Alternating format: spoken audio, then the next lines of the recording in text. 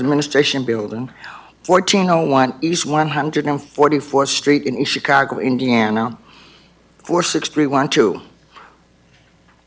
This is also being shown by live stream at www.scec.k12.in.us. This is the meeting of the school board, and the public for the purpose of conducting school board corporation business, and this is not considered a public community meeting. First item on the agenda is roll call. Ms. Bingham. Trustee Rodriguez? Present. Trustee Gomez? Present. Trustee Williams? Present. Trustee Smith? Present. Hernandez Orange?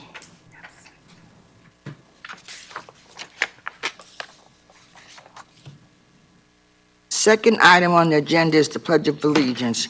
Would you please rise for the Pledge of Allegiance? I pledge allegiance to the flag of the United States of America and to the republic for which it stands, one nation, under God, indivisible, with liberty and justice for all. The third item on the agenda would be the approval of the agenda. Madam President, I make a motion to approve the agenda. Second.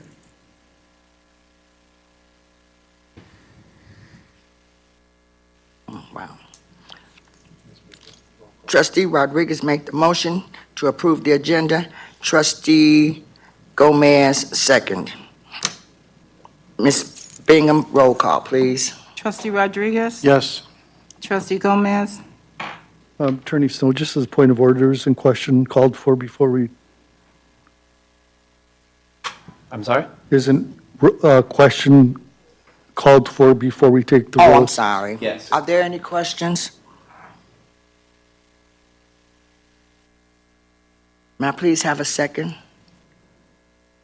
You don't need a second. It wasn't It's even a already been question. seconded. Oh, okay. So now it's just Ms. Okay. Bigums to give us a roll Ms. call. Bingham, roll call, please. Trustee Rodriguez? Yes. Trustee Gomez? Yes. Trustee Williams? Yes. Trustee Chairman Smith? Yes. Fourth on the agenda, we will move to the presentation. It will be FACE, Family and Community Engagement by Mrs. Sylvia Alvarez.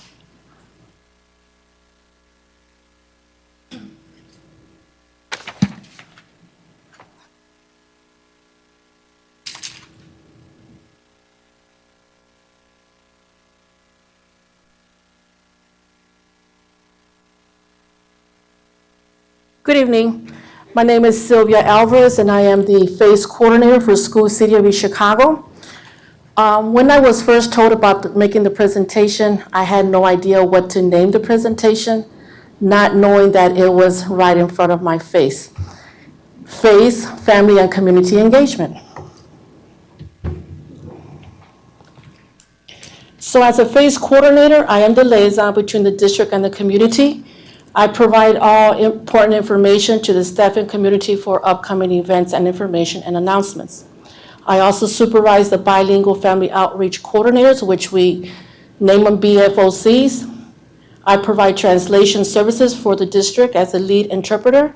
I also prepare the School City of Chicago District newsletter and Title I newsletters as required. Then I posted more important information on the Facebook and Twitter accounts. I also handle the media, I should say the social media for School City of Chicago. Also developed the robocalls. Yes, it's me, do the robocalls and Sky Alert as necessary for School City of Chicago events. And I also lead and coordinate all district community parent meetings and events. I also provide Sky Alert training for key administrators and our BFOCs. And I also assist the principals in monitoring our teacher liaisons on activities on a regular basis. We hold monthly meetings, trainings with our teacher liaisons and BFOCs. I also coordinate the background checks and provide appropriate orientation for our parent and community volunteers. and coordinate all volunteer appreciation requirements as like our luncheons, recognitions. For Title I, I support the activities and make sure that we are in compliance and implement the appropriate community engagement strategies set forth with the Title I grant. Also make revisions to each school plan as required to the Title I Homeschool Compact and Parent Involvement Policy Review, which we do in April or in May. Also, I coordinate Family the Resource Room activities and ensure that supplies and materials are available and materials as needed. Also assist with school registration and work closely with the technology department on translating Skyward Family Access information for Spanish-speaking families and working with technology department on creating mini videos on Skyward for families in English and Spanish. And also provide media release regarding special events for School City of East Chicago. So our teacher liaisons, which we used to have parent liaisons and now we have teacher liaisons. They help also with our community engagement. It is a stipend position with very specific duties appropriate to advancing parent participation in a learning school environment. The Title I teacher liaison is an active teacher in the school setting who is willing to work closely and collaborate with the FACE coordinator, colleagues, and parents in supporting the educational benefits of linking school, community, and parent involvement together. Our goal is to establish a strong link between the school learning community and parental involvement supports and motivators. For the 21-22 school year, we have 7 schools and we have, I believe it's 8 teacher liaisons. We have 2 at EC Central High School. For our 22-23 school year, we have 3 new teacher liaisons. I'm not sure, Gianna Mesarina, if you want to stand. She is one of our new teacher liaisons and she'll be representing Lincoln Elementary. It's my first time meeting her. And as you see, we have Martha Purcell for Washington, Mrs. Ayala for Black Middle School, Jackie Snyder for the Kerry Gosh Early Learning Center. New to McKinley is Ms. Rosie Hamilton, Ava Bell for Harrison, Katrina Alexander. As I mentioned, we have 2 liaisons for Central. Katrina Alexander handles the 10th and 12th grades, and new on the team is Christina Torres. She handles 9th and 11th grade. So the responsibilities for our teacher liaisons, they serve as the school chief source of Title I information and assist in communicating information to others in the school learning community. Maintain a Title I binder, regularly updating contents with school flyers, sign-in sheets, policies, compacts, any other documentation that's important to parent engagement in the school functions and Title I experiences. So anything to do that goes out to the parents, they put it in their binder. Assist with management of Title I projects such as organizing and distributing materials and aiding with activities in a school district setting. Communicates regularly with colleagues, parents regarding Title I. Assist Title I, the FACE coordinator, with gathering all information surrounding the calendar, events, activities, and meetings, and the purpose of publishing a school district calendar in a timely manner. Assist with surveys, feedbacks, picture taking. Since I can't be at all schools at one time, we have a liaison there as well to take the pictures for me as well. Communication and via newsletters, websites, calendars, Class Dojo, Remind, and Canvas. They also help me with arranging school meetings, activities, events to meet the needs of the school's learning community, and facilitates its school-based in-service training and programs, informational sessions as necessary before and after school activities. Works with me to establish and maintain an engaged school parent group. Our plans for this year is hopefully to have a parent group at each school. Helps with school activities, including Title I meetings, 2 per year, Title I sponsor welcome program, parent workshops, math, English, language arts, and other school, community, and family events. Each of our schools have a family resource centers, which they're also named as the parent rooms, and that's required by Title I. The family resource room is a welcoming space for our families to come and visit, to plan and work on projects for the school. Community resources are available for them to, if they're going through any hardships or any assistance that they need, we have the information available for them. Pamphlets on various topics to help families at home with academics. Workshops take place also in the family resource rooms. Some of our schools, we have established a care closet with uniforms and school supplies. And these are all by donations, which we do ask parents for any gently used clothing.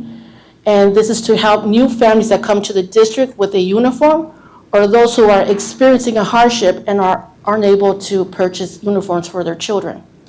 Parent groups here gather to plan for the school calendar year. So our part of the communication that we do for parents, it's through the calendar, the website, Class Dojo, Canvas, Remind, and the S'mores newsletters, which we started this year. Workshop attendance was 972. The events that we have district-wide was the Thanksgiving Water and Wipes, which I put down 400, but I believe that's a little bit higher. The S'mores newsletters, the schools, was 1506. The S'mores district newsletter was 197 and 427 views. That kicked up after it was put on the district website. Also, 252 applications were processed as of May and completed, which means that they completed their application and went through the orientation process. That was 178, and 8 applications were denied, and denied them each because they had felonies on their record. Class Dojo, Remind, the high school uses Facebook and YouTube, and there was 17,312 views. So another part of our community engagement is our bilingual coordinators, and I'll have him take over.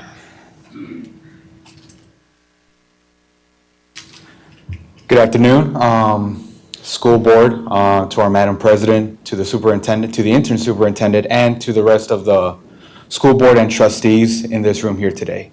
For those of you that don't know me, my name is Arnoldo Carrillo, and I have the privilege and the honor of being a bilingual family outreach coordinator. So what is a BFOC, as Ms. Alvarez said? So their primary responsibility is to actively collaborate in a school district setting to ensure and assist limited English proficient students and bilingual migrant students and their families in accessing appropriate educational and community service needed to meet their special needs. So basically, our overall goal is to provide additional support, addressing and assisting in preventing as much as possible language from being a communication barrier, and to ensure students succeed in their efforts to attain and maintain academic achievements. So, as I said before, my name is Arnoldo Carrillo. I am housed at Block Middle School and at Washington Elementary, so right next to each other, so literally a 2-minute walk from each other. So I'm able to park my car in the middle and I'm able to walk and go to one of the schools as I need to. We also have Erica Baisley that works for East Chicago Central, Elizabeth Camacho from McKinley Elementary, and we had Fabiola Salinas for Harrison Elementary for the school year of 2021 and 2022. So what are some of our responsibilities? So we are able to assist the FACE coordinators, so our Mrs. Alvarez, the EL specialists, and the teacher liaisons. I have the privilege to be able to work with Mrs. Ayala and Mrs. Purcell to be able to work with all of our EL students and our Spanish-speaking students that need assistance in any of the assignments or work, or if I have to communicate with any of their parents as needed. We're able to translate both written and verbal communication from English to Spanish, or even Spanish to English. We interpret for families that have a language barrier. We collaborate and communicate with bilingual students and their families. We also contact person for parent cafe referrals at their designated schools. They work with the attendance officer and or the social worker. We assist the registration and enrolling new students. We assist with district events and meetings, and we work closely with the FACE coordinator in promoting parental involvement activities. Overall, my experience here, it's my first year working here for the school district, and I believe it has been an absolute pleasure working with the teachers, with all the students, with all the staff members that are here today. I am grateful for the opportunity that was given to me, and I know I could speak for the rest of the bilingual coordinators for the opportunity that they were given as well to not only work just in a school, but also work with students that need assistance, that need guidance, that need help, We understand that sometimes a language barrier could be something that could prevent them from succeeding their academic successes. And so we're there to be able to help them. That's why we work so closely with EL specialists and the teacher liaisons. As far as the Parent Cafe goes, I have been able to work with a diverse group of parents that need assistance, such as housing, that need financial assistance, that need perhaps even some social working assistance. Perhaps they just need someone to talk to, or they need a therapist to talk to.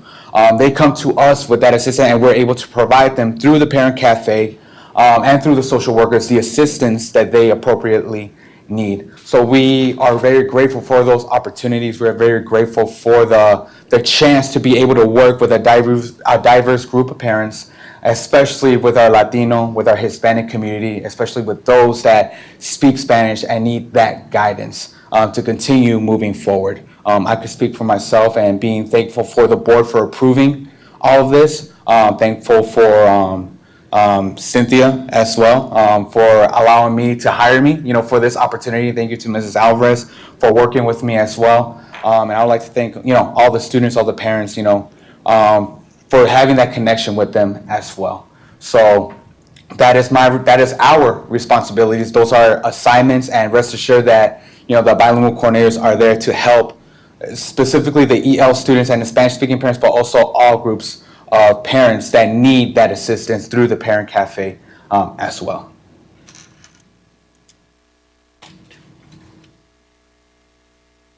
So I have to admit that we have a good team of teacher liaisons, and having the BFOCs coming on board since, I believe, late September, we're trying to make a difference. COVID hit us hard at the beginning of the school year, but we're all thinking positive and coming out strong for the upcoming new school year. The next slide, this is a data log that I used to use with our parent liaisons, and which now I'm using with our bilingual coordinators. These are some of the numbers that they had from October to the end of the school year. Most importantly, the language interpreter for the whole school year, they had 782, and translations, 536. Overall, they do a lot of these assistance right here as well. They do robocalls. They have been trained to do robocalls as well, and that was 953. So the upcoming events for the new school year, 2022-23 school year, it will be our Title I parent meetings, literacy nights, math nights, our annual Title I meetings, our Title I annual reviews of the homeschool compact, parent involvement policy. I would also like to start a program with teachers, with the retired teachers. Some teachers have been already coming into the schools reading, so why not have it throughout the whole district?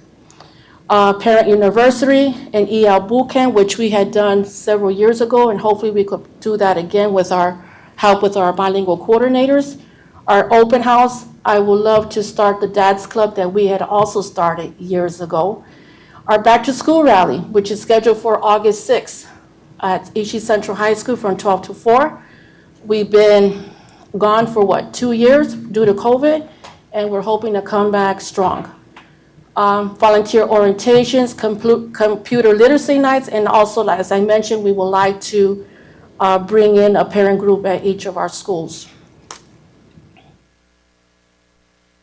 These are just pictures of some of the events, not all the events that took place. So this is a picture of the back to school, the green t-shirts and the backpack rollout.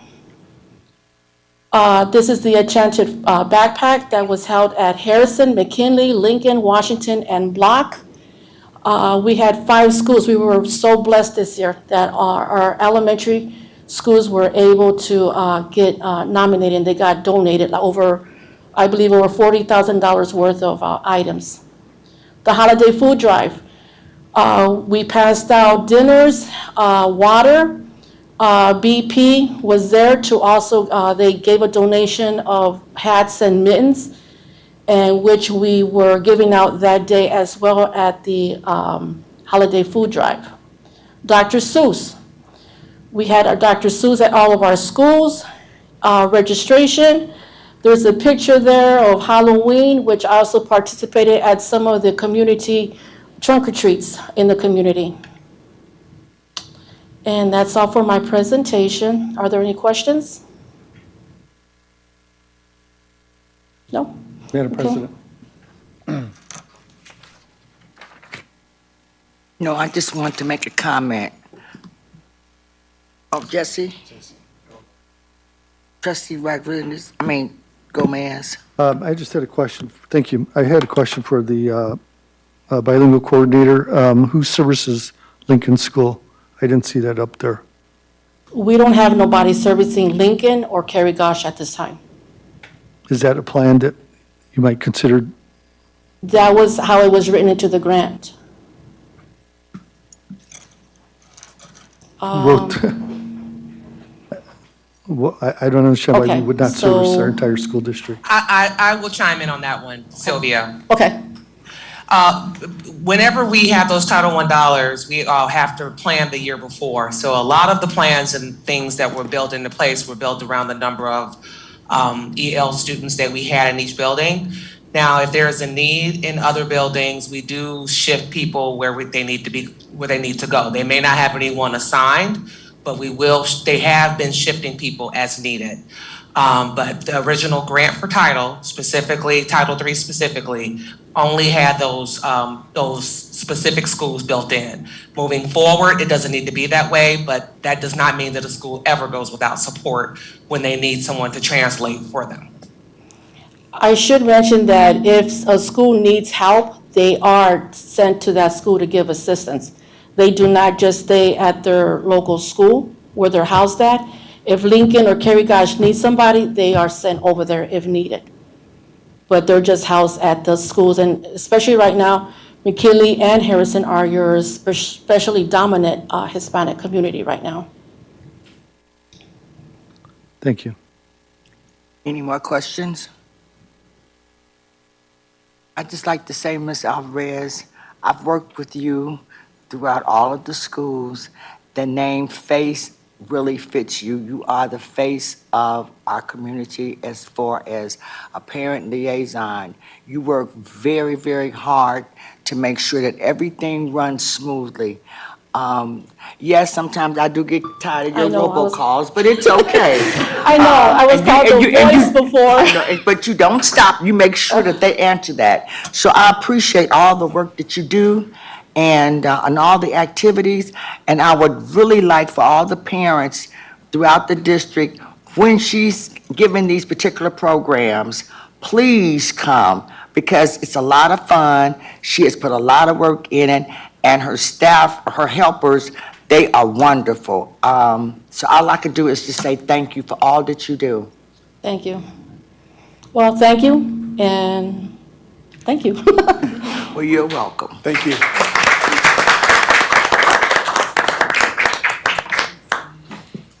Next, we will move to the fifth item, the consent agenda. Is there a motion for approval of the consent agenda?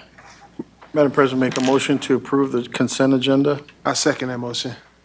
Trustee Rodriguez made the motion, trustee Williams second. Any questions? Madam President, I have a few questions.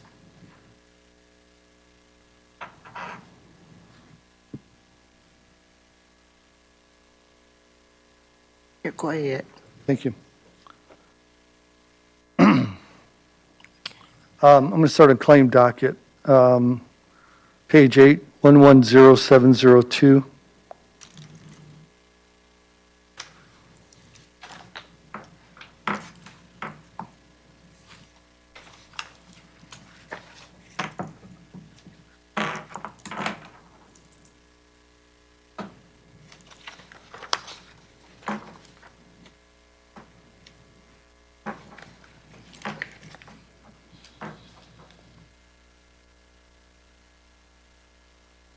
Can you please repeat that? I believe you said page 8. I heard that piece. Did you say which number?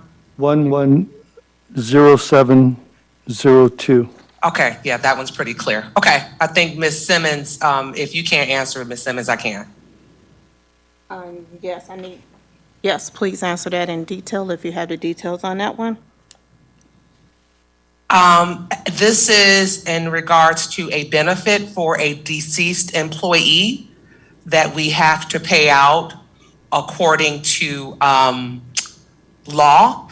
The individual did work for the district, and even when that individual passed, his beneficiary was still entitled that dollar amount. That's what that is specifically for. You don't pay it out as payroll, you pay it out as a check. Okay, And I that have is two, the beneficiaries outlined on that docket. okay. I have two more. Page 9, 3269D. Nine. That is our HVAC assistant. He retired a couple years ago, and we brought him back. He has now been back in the district for over 4 years. So it says in there that it's pool maintenance. That is correct. That is part of his job title. And what maintenance is being done on the pool? We need to clean it, and we need to put the chemicals in it, and we need to do that at Block and at the high school. And the pools are being used? That would be a yes. I do believe, my understanding, it is part of the curriculum at the high school and is part of the curriculum at the Block. I personally went in and seen Block's pool, so I do know that one is being used. The last one is 110733 on page 15, 110733.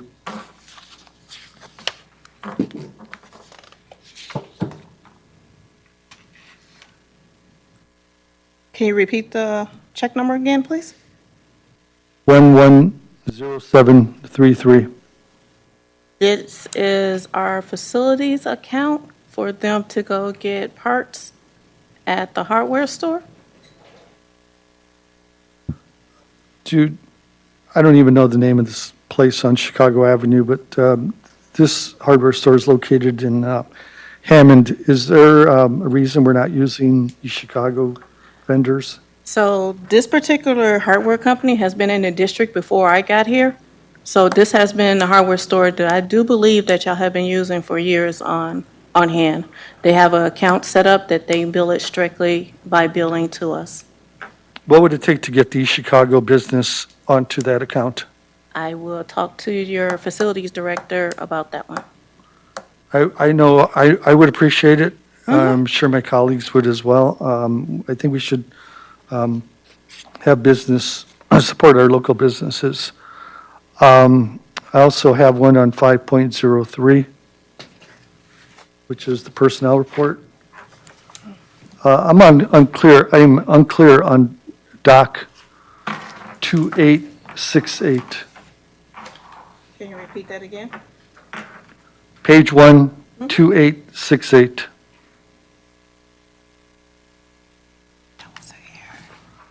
This is this is the individual that was put in place to handle the secretary position in that department. This person has been handling it since, I do believe, April, since the director left. And this person needs to be a permanent position in our district. If this person is not there, no one is in that department handling anything as far as any items coming in, as far as any assignments to be handed out to Mr. Brown, and as far as any bills that need to be paid. So if this person is not in that department, there is nothing, everything is just sitting there.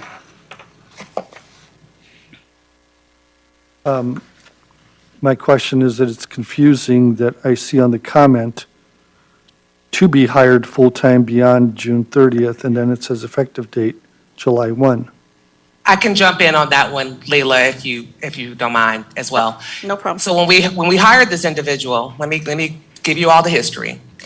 We hired her as a temp employee. Her contract ends on 6/30 because we had an interim athletic director, okay? After the interim athletic director resigned from that position, we then just had her in there working, but her contract still was the interim athletic department secretary until June 30th. We have to hire her as a full-time employee. Right now, she is not a full-time employee. I guess my follow-up question then would be, shouldn't the athletic director be hiring his or her secretary? I would say in this case, no. If the athletic director chooses to evaluate this individual out, I strongly suggest that they do that at this point. But to have no one in that department, and I'm hoping that Trustee Williams can understand where I'm coming from on this as well, as being working in the athletic department, you have to, right now is the busiest time of the year for the athletic office. All contracts are being secured. You're now securing referees and umps for certain events. And this is not just for the high school, this is also including the middle school. So to not have anyone in there would be negligent, in my opinion. Why can't we just continue using them as a temp until the athletic director is assigned, and then they can choose their own athletic secretary? She is not a temp. If she does not take this position, if we do not hire her as a full-time, then we have lost another historical person with information and knowledge that we need at this point in time in order to see that the programs for our kids are successful. And I'm going to chime in one more thing. If we don't have her in a department, everything falls back on the principal at the high school. There is no other way. There is a daily consensus that she talks to him to get something improved. So if no one's in that department, everything falls. Attorney Snow, I want to vote no on 5.02 and 5.03. Is there a recommended procedure for me to do that? Sorry. I believe that the way to handle that would be to just go by individual line items. I think the consent agenda as a package is something that's done to kind of facilitate the efficiency of the meeting. But I don't think there's any issue with addressing the components of it line by line. So I think you would just vote separately on 5.01, 2, 3, and 4. And I'm okay with 501 and 504. We could take those jointly and then take those other two separately. Okay, so the other thing, though, is that there is a motion, and I can't remember who made it. Did you make the motion? Trustee No. Rodriguez made Okay, the motion. so you have a motion and a second to approve the consent agenda. I think that that's a motion that's there now, so it either has to be approved, denied, or withdrawn before you could separate them out individually. So I think actually that's the first question you would have to tackle. Can I just address it as a secondary motion? I think that if the majority votes to approve the consent agenda as a whole, then that's an approval of the consent agenda as a whole. I understand that. I'm asking, instead of the withdrawal, can I just make a secondary motion to the motion that's out on the floor right now?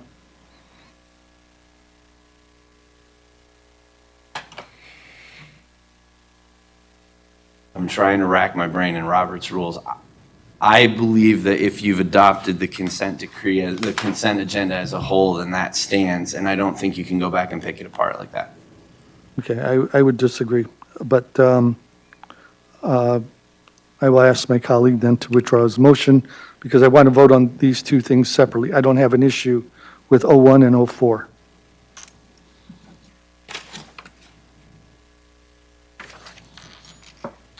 I will, Madam President.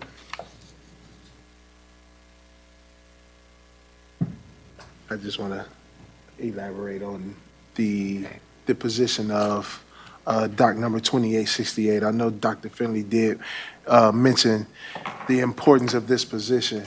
I know that the athletic department has kind of struggled since the interim athletic director has taken another position. And I know it's fallen heavily on Mrs. Bruce and Mr. Brown in regards to it.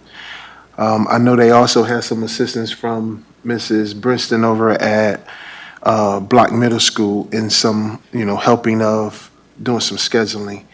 This young lady is advocate about helping this department and keeping it afloat until, I guess, the new superintendent come in and these positions of departments are being hired. I know we had, it's been told that those positions was going to be filled once the new superintendent comes, but this young lady is dedicated to this department. She is making sure that things are getting done. She is talking to other districts in regards to making sure that our fall season programs or our winter season programs get underway with football. You got girls volleyball. You also have tennis that's going to be taking place as soon as school starts back. So those seasons kind of start July 1 once those schools come back into play. So I don't know about breaking down it one way or another. I thought the consent agenda does that. But I think that position is very, very advocate for our athletic department. That's my opinion.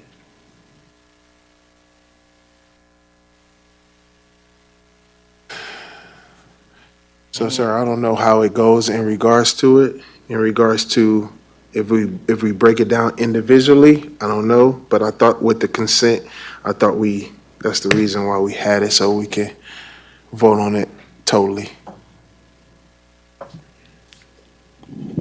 I would agree that that's the reasoning for the consent agenda. I think that procedurally, I think because it's been moved to accept as a package, I think you have to take unless the motion's withdrawn, you have to resolve that motion. I think procedurally, the best alternative, if we wanted to consider them line by line and the board chooses to do it that way, I think that's, in some ways, I guess procedurally even more clear because you're taking individual line items, so you're not glossing over anything.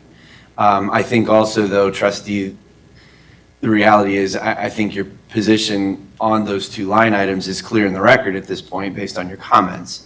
So I understand, procedurally it may be a little tricky to bring it to a vote, but, on the other hand, the position's noted. So for whatever that's worth. I don't think it holds the same weight as my vote, but I appreciate you saying that. So I'm going to ask for the motion to be withdrawn so we can consider these one by one. So you want to ask for the motion to be withdrawn one by one? Correct. It would have to be done by trustee Rodriguez. Okay, it'd have to be done by trustee Rodriguez.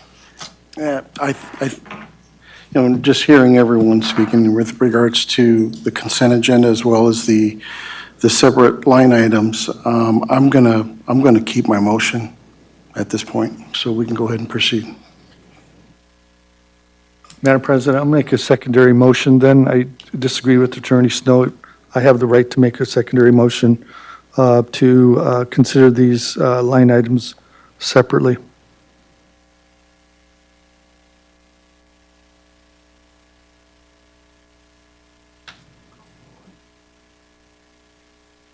Roll call.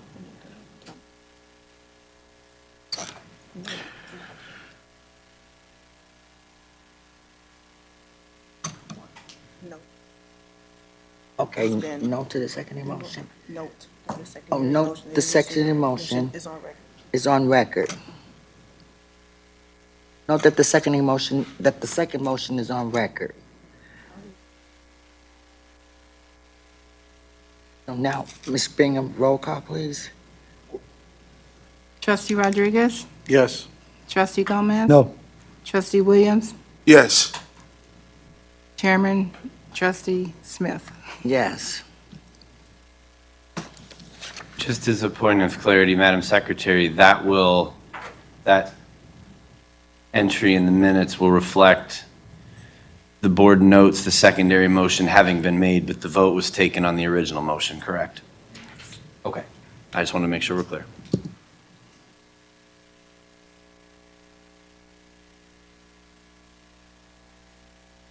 Next on the agenda.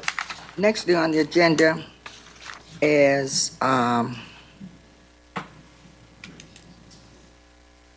approval to amend to current present learning contract, school psychological evaluations. Is there a motion? Madam For the President, approval. point of order, there's a new business, which is 6.01. Where we go? Oh, I'm sorry, you all. This is new to me, so now we're gonna go to new business. May I have a motion for new business? Madam Approval, President, You don't need a motion. You okay, just go to 6. okay, approval for new approval for donations. Madam President, I make a motion for approval of new business. I mean, of approval of donations.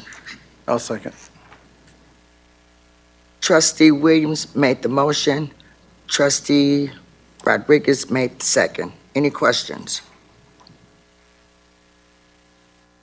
Roll call, Ms. Bigum. Trustee Rodriguez? Yes. Trustee Gomez? yes. Trustee Williams? Yes. Chairman Smith? Yes. Approval, the next on agenda, approval for food service bid. May I have a motion for approved service bid? Madam President, I make a motion for approval. I'll second that motion. Trustee Williams made the motion for approval. Trustee Rodriguez second. Any questions? Madam President, Yes. thank you. I would ask in review of this contract, again, Lincoln School, how do they get served over there? I'm sorry, I didn't understand the question.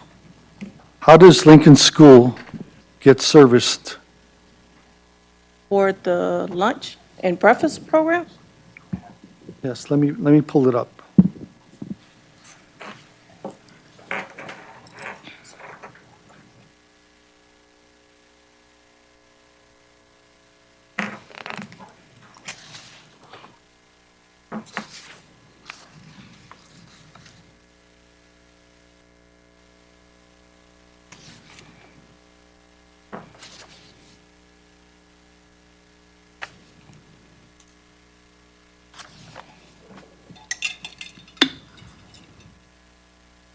Page 20 and 21.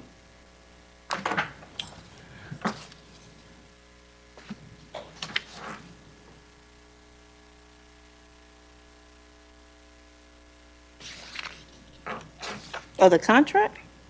Correct.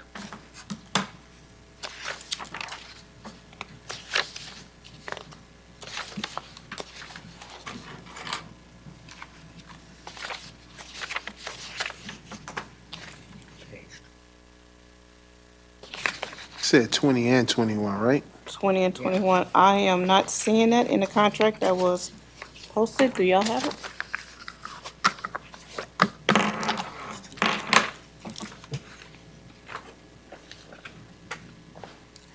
Can I see what you're referring to?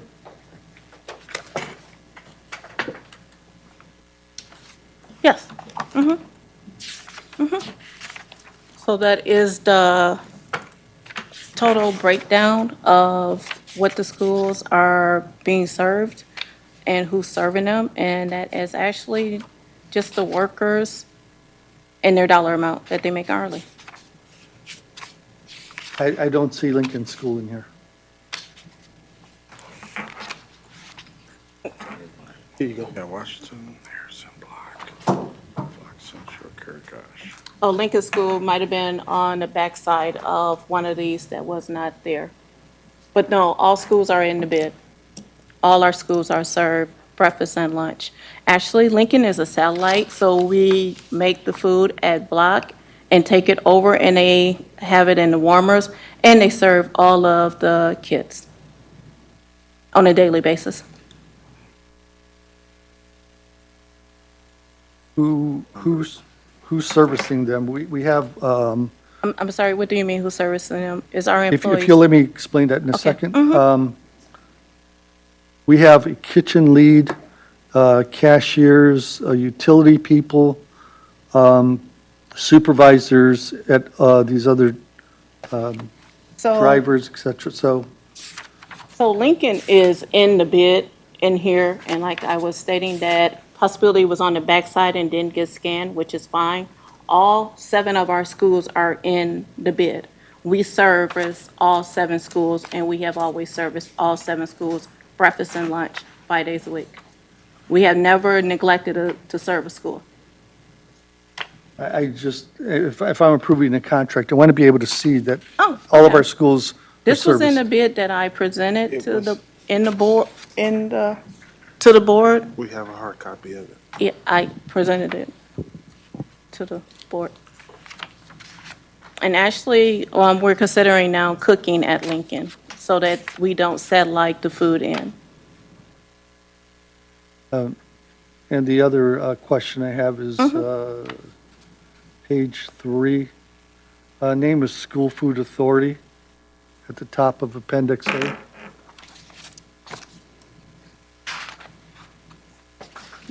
This is a state contract. So all we would do is put in the name of our school agency. I don't generate this contract at all. This is all state contract.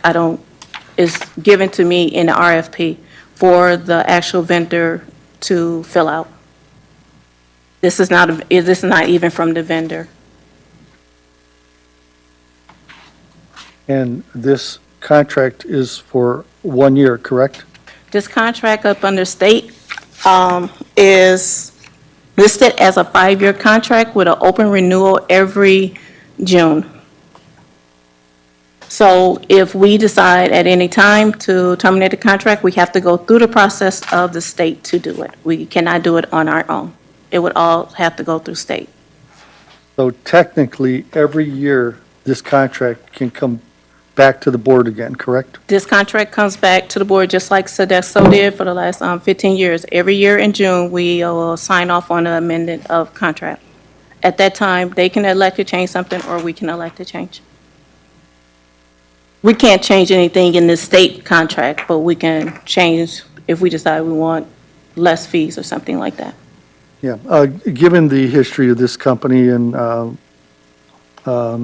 the way that they've treated employees, I think I made my position clear. I'm not in favor of using this company at this time.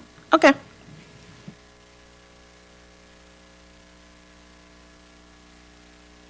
Any other questions? Any other questions? Ms. Bingham, roll call, please.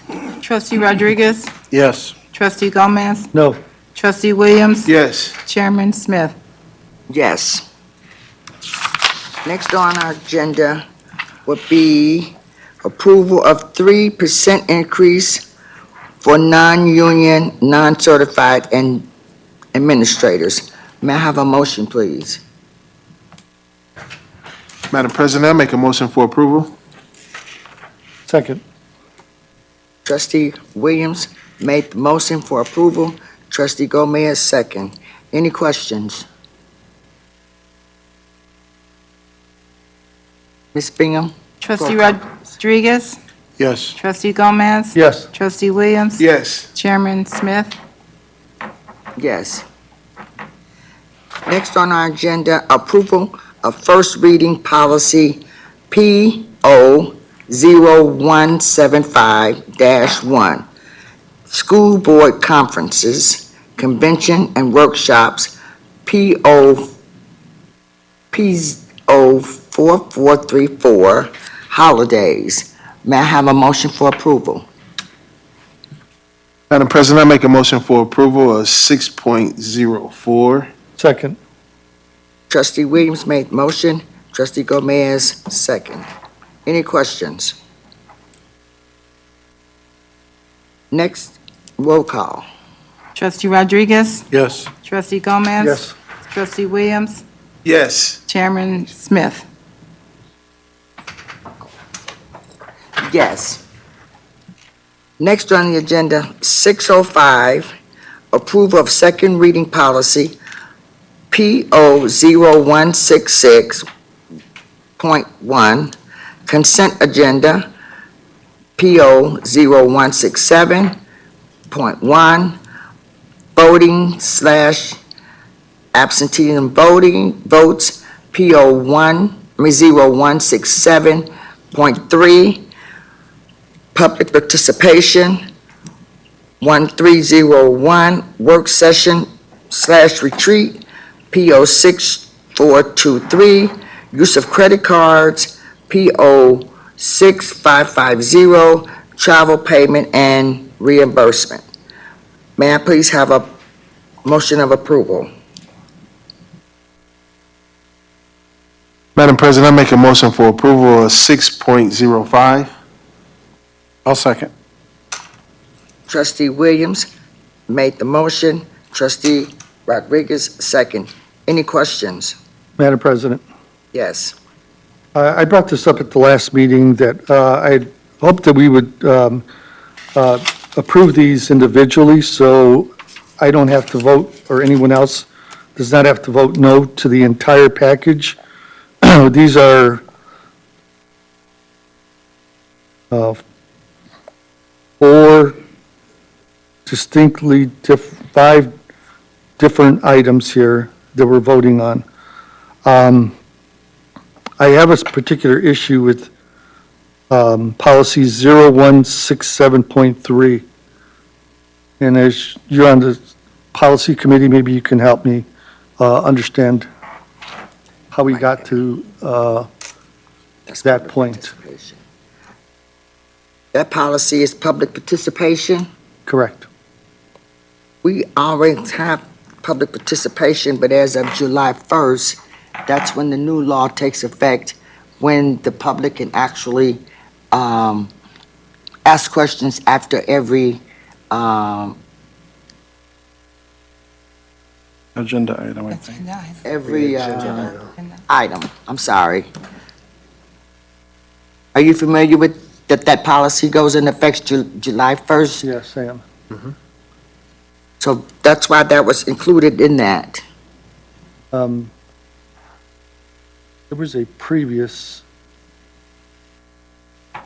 and I don't know if this was a typo, but there was a previous mention of 2 minutes. So I just want to be clear that public comments are 3 minutes at minimum, correct?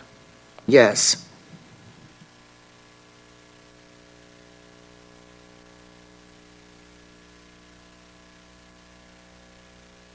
Ms. Biggs, was this updated recently? I think it was 2 Yes. minutes for, If I could clarify, yes, Yeah, it appears thank that the public comments, which would be lower more generally in the bottom end of the agenda, would be 3 minutes or longer based on the number of people signed. I think, sounds like you do it kind of proportionally to who signs up. The 2-minute limit is only with regard to comments on a particular agenda item. Correct. And I think that's done again for the sake of efficiency. correct. So let me just reiterate that, 2 minutes on every item on the agenda, 3 minutes for public. Am I correct? 3 minutes. 3 minutes for general public comments, 2 minutes for individual agenda items, yes. Correct. So I don't understand why there's 2 different standards here. You don't understand why it's 2 different times? Standards, correct? Well, we've always had the 3-minute with the public comment in order to, well, it's really like time, because what if we had 7 people asking questions about that particular item on the agenda, and that's their right. But if we do that, if we have 7 to 10 people speaking, basically, nobody's going to be able to, we won't be out of our building to maybe 1 o'clock or 2 o'clock that evening. I'm just getting ready to be real with that one. So we just kind of, we can't stop you from speaking, but when you say 2 minutes, you're going to take 3. So you have to just kind of break it up. So when we have, that's why we just did that, the policy, but the policy is just stating 2 minutes per item on the agenda, because that's your right as of July 2022. Public comments is 3 minutes. So public is not changing. The public is not changing, it's just the It's just 2 agenda, minutes to the agenda. 2-minute each agenda addendum item. comments. Questions? So I'll just jump in here just to support Thank you, as Dr. Finley. Attorney Harris and myself, along with President Orange, and as well as Trustee Smith, we all kind of worked on this one together. After every agenda item, so the example right now we're talking about policies. So if you wanted to have public comment on that specific policy that we're talking about right now, just those groups, then we should be able to allow for the public, each person to speak for 2 minutes on that particular one.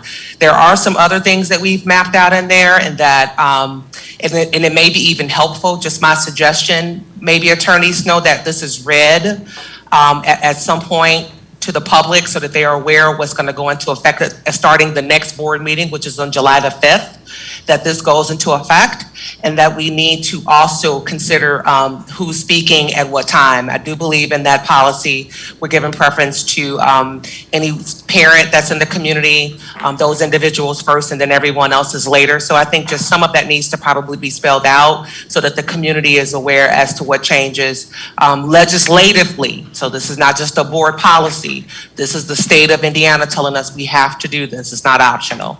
So it may help the general public to know exactly what it is that what the boundaries are. Just my suggestion. Thank you, Dr. Finley, for explaining that. Any other questions? So I just want to be clear on this. So it says, when the identified item is brought up for consideration and prior to the board discussion on the agenda item, the board president will allocate time not to exceed 2 minutes each to the individuals who have requested an opportunity for comment, and will determine and announce the time limit for public comments on each agenda item. You're correct. So how does this, so does somebody have to sign up before each agenda item? Yes. And how do they do that? Didn't we do that? No. Okay, if you want to speak about the questions on the agenda, I think we made the policy, it was, we have to open the floor, and it has to be read just like when the public is making public comments. Are you understanding what I'm saying? So after each agenda item, they will open the floor for the public. The comment, for For the questions. comments. And if there's no comments, then they'll move on to the next, of actually bringing it over to the board. Madam President, Yes. from my understanding, and I think I spoke with either Dr. Finley or Chairman Hernandez Orange in regards to this on how it worked, because I think I had a question in regards to it as well. I believe after each agenda item, after there is questions from the board, will receive the opportunity to, if you have questions, and follow the questions of board members, the public would then have an opportunity to have their 2 minutes of questioning after each agenda item. I believe that is the way that is going to be designed. It won't be a sign-up sheet. The sign-up sheet for the public forum will still be the same way at the end of the meeting, and that would be the 3-minute time. But for each agenda item, they will have the 2 minutes after questions from the board members. That is correct. Madam President, that's not how this reads. It's when the identified item is brought up for consideration and prior to the board discussion on the agenda item. It does not say after, it says prior to. Or maybe that needs to be correct. Diane, would you like to speak on that? Ms. Bingham? Okay, well, my understanding was, like we do the public forum, there's a form that they sign in 5 minutes before they still have to do a sign-up sheet for the, each agenda item. They Correct. have to let us know which item they're going to discuss. That was my understanding also. So we could have a record of who wants to speak And also what on the agenda item item. they speaking on? Okay. We're back to the prior versus after. Dr. Finley, do you have any statement on that? I do, and that's what I'm trying to get to. So Thank you. you don't have to do that. It's really, when we spoke with Attorney Julie Slavens from the Indiana School Board Association, the gist of this whole policy is to make sure that the board has information and they receive it on their agenda. They read it, review it. The public then will come up and give comment. And before you vote, you have all the information that you need to be able to vote on that particular board agenda item. Okay? So that is the gist of it. A lot of this is as a result of the whole CRT, the curriculum, critical race theory specifically, and that voice was not given to each agenda item, as well as masks. So a CRT and a combination of masks. So after each agenda item is presented, the board then opens the floor up to that public comment session for the 2 minutes. Then the board has their discussion, then the board takes their vote. So the option was for us to have people sign in, and as we sat down and thought about it, it would lend itself to way too much confusion, and that it would be just easiest for us to just have that one sign-in sheet for the public comment at the very end of the meeting, as we always do, and then we can give the time that we need for each agenda item, 2 minutes per person, according to the policy that you have in front of you. I hope that helps. I Thank you, get Dr. it. Finley. It sounds like, I just heard Trustee Williams say it's after the board discussion. The document in front of me says prior to board discussion. It should be prior to board discussion, and Trustee Williams and I, we did discuss this, and it's a lot to take in, so. Yeah, I could but it is have got that. I could have turned it around, Dr. Finley, in regards to if You it was could. before we make comments or after. So it's before our comments. So I could have got that wrong between No, Dr. we're Finley good. and Trustee Hernandez Owens, because that was my question in regards to it. No, we're good. The whole point and the gist of this law that goes into effect July 1 is that you, as board members, be it before you have the discussion or after you have the discussion, that's not the gist of it. The point of this one is you have public comment before you actually take a vote on each individual agenda item. How it's written in the policy right now is what the board is what we're seeking approval on, so that we can be in accordance with the law come July 1. Can I comment on that quickly, too? Let me just Sorry, go have ahead. No. one more statement. No, go ahead. Is that I'll give you the floor then after that. I just, okay, so I get the intent here.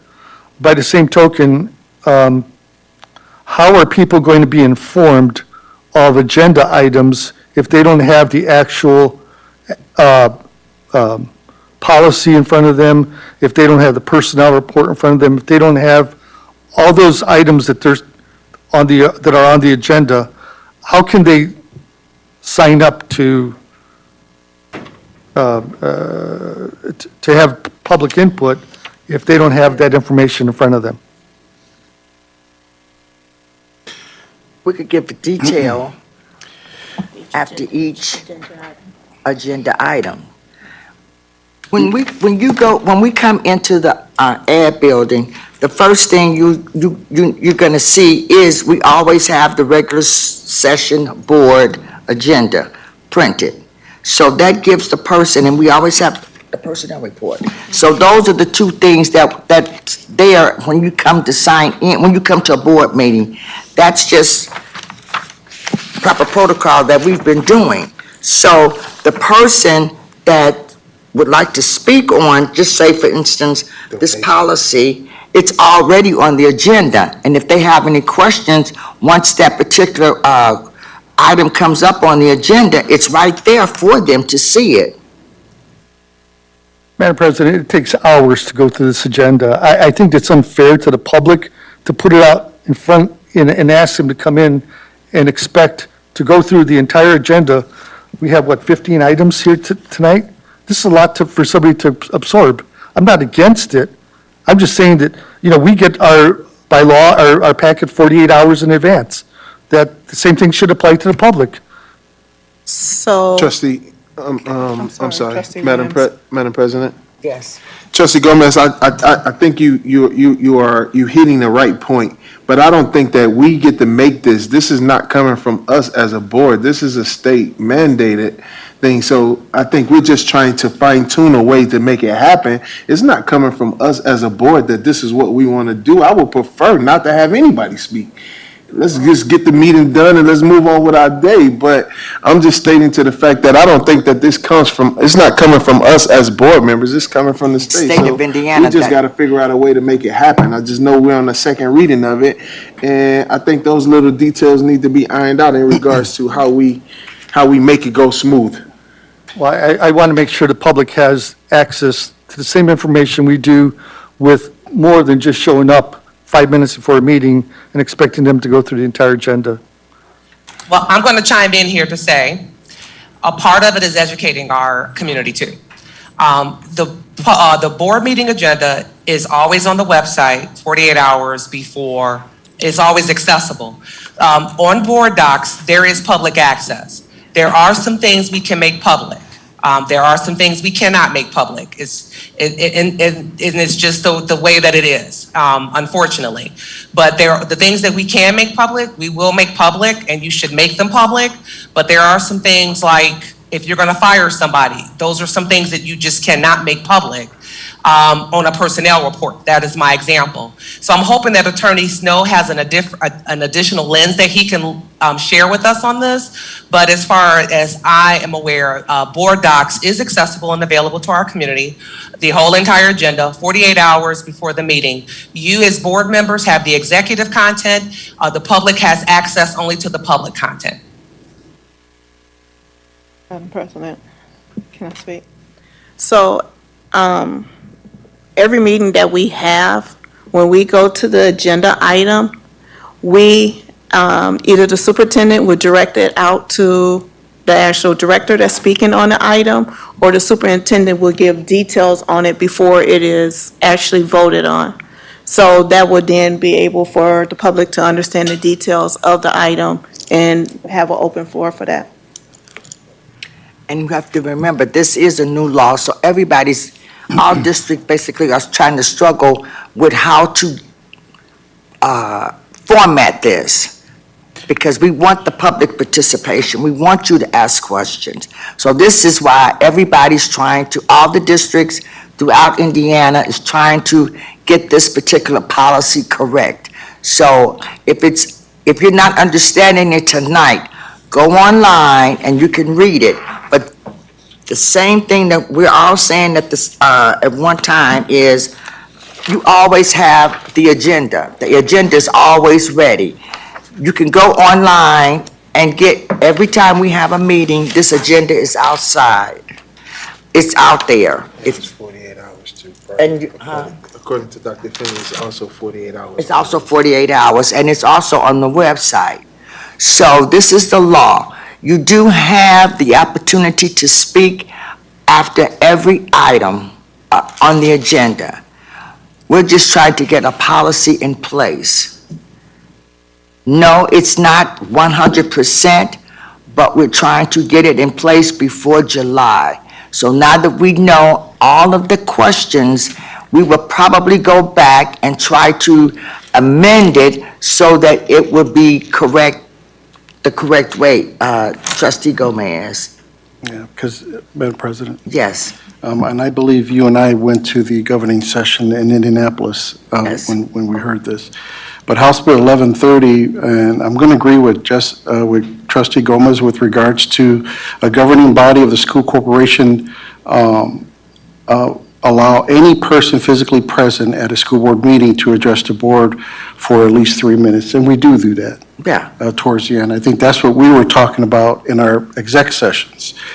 But then it states here, a school board may adopt reasonable rules to govern and taking of oral public comments. So we're kind of like in two situations where part of state law, when it talks about making sure that public has at least 3 minutes comments, but there's also a section there where how we're going to have to organize the agenda item by item, or whether we want public comments or not. So I kind of see where Jesse's argument is, but if we approve this, then we are approving the whole process as to the item by item, as well as the 3 minutes that we give the public at the end of the meeting. So just so that you know, there's two parts to this. so what you're basically saying, we should have the two different policies, one for public, for the agenda, and then one for public comments, is that what you're saying? No, because basically what it states is there has to be a law under House Bill 1130 that has to be adopted. But the part that questions me is the part where it states, under the same plan, it states that a school board may adopt reasonable rules to govern and taking of oral public comments. So that, in other words, it's something where us boards, we haven't never discussed this in a prior discussion or exec session. So that's why I'm now seeing this for the first time too. So I had to go back to my notes to see my notes as well as to whether we're going to adopt that second part or not. But since it's here, I guess I don't think we can edit it. And Okay, so I'll add additional context. This was given to us by your policy provider, Indiana School Board Association. This is the policy that most of your school boards are going with in the state of Indiana. So I must add that. And if I'm wrong in saying that, Ms. Begum, please correct me. But this was not written by Attorney Harris. This was literally given to us by the Indiana School Board Association. We did modify it to meet our needs, and that editing we had to add in the number of minutes. And then we added the piece in about the school, about the order of which people get to speak. So keeping that in mind too, it's not something we just made up. It is just for us to adopt what Julie Slavens is highly recommending for us from the Indiana School Board Association. So this is where it comes from. Can I comment on this? Sure. Quickly? Just a couple comments. Number one, I'll kind of take them in reverse order. On the issue of the agenda itself, I actually hadn't had the question come up for a while, so I pulled it up and looked at the statute while I'm sitting here. There's actually no hard and fast requirement that the board even use an agenda to begin with under the statute. Most boards do it as a formality. You have a separate policy in your set of policies that governs the use of an agenda, and it does require that you use one, and it says that prior to the meeting, it should be posted for the public to see. The requirement of the law is that it be posted outside the place where you're meeting. So I think if you're posting it online 40 hours ahead of time, you're going over and above what the statute requires, and that's always permissible. You can always do more than the minimum, right? That's never an issue. So I think if the board chooses to, in the name of public access, which I do understand because you do have a lot of items on your agenda. I agree with you, Trustee, on that. There is a separate policy. I think it's PO 166 or 16, I'm trying to find it. 166 that deals specifically with the use of the agenda.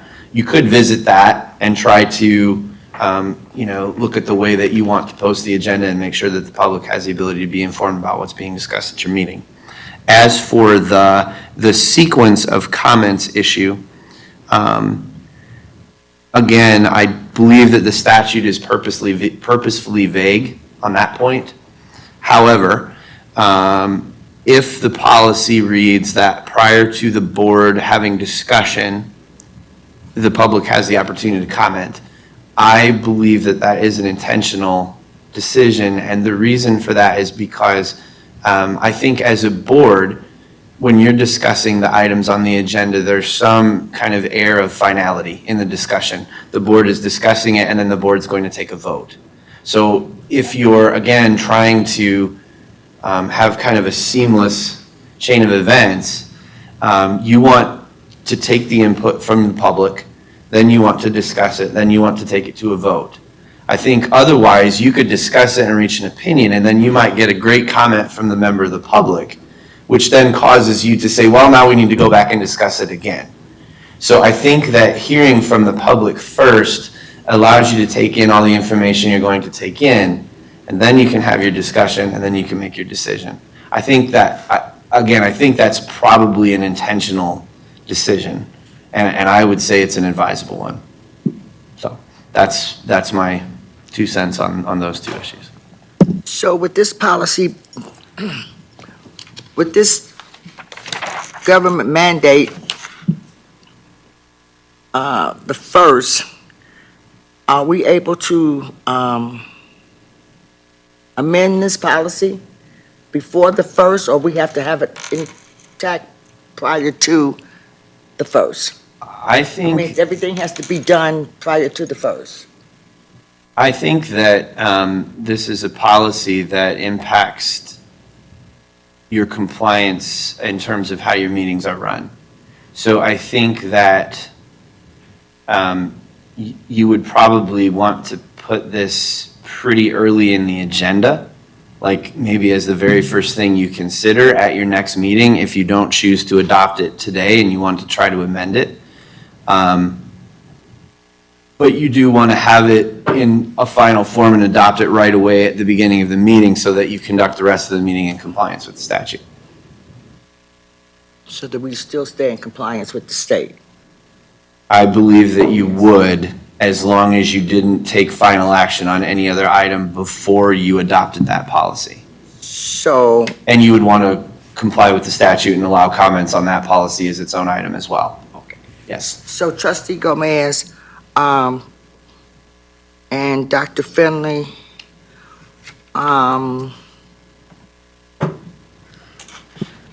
do we take that particular, public participation out? As a point of clarity procedurally, this is the same issue we had before, right? We do have a motion to adopt a particular agenda item. Now, in this case, given the amount of discussion and uncertainty around this particular policy, I think I would recommend that you withdraw the motion that was originally made and go back, and if you have the other 4 policies that are included, or however many there are that are included in the agenda item, and you want to address them all at once, go ahead and do that, and then take the public comment one individually. I think that's probably the best way to proceed on this one. Madam President, I will withdraw my motion just to remove the public participation. And I will also, I think I seconded, right? Yeah. Okay. I do as well. So I will make a motion for 6.50 with the exception of public participation. I will make a motion to approve this agenda item with the Exception of. exception of public participation until further discussion. May I have a second? Second. Any questions? Diane Bingham? Trustee Rodriguez? Yes. Trustee Gomez? Yes. Trustee Williams? Yes. Chairman Smith? Yes. Next on the agenda is 606, approval to, I'm sorry, what?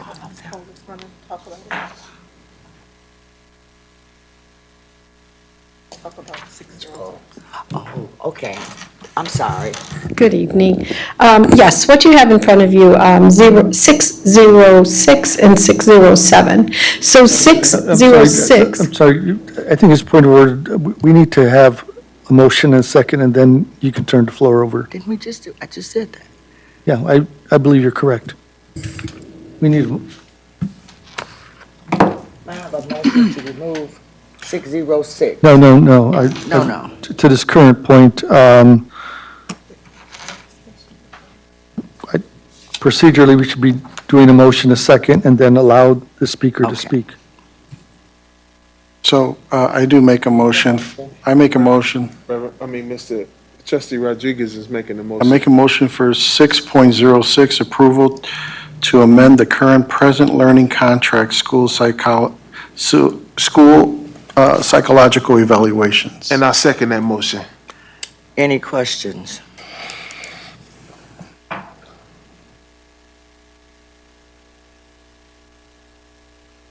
I am It's okay. You get through it. Get through it. We only got 3 more. so Tammy, what I do now with Tammy? Ms. Poe got the floor now.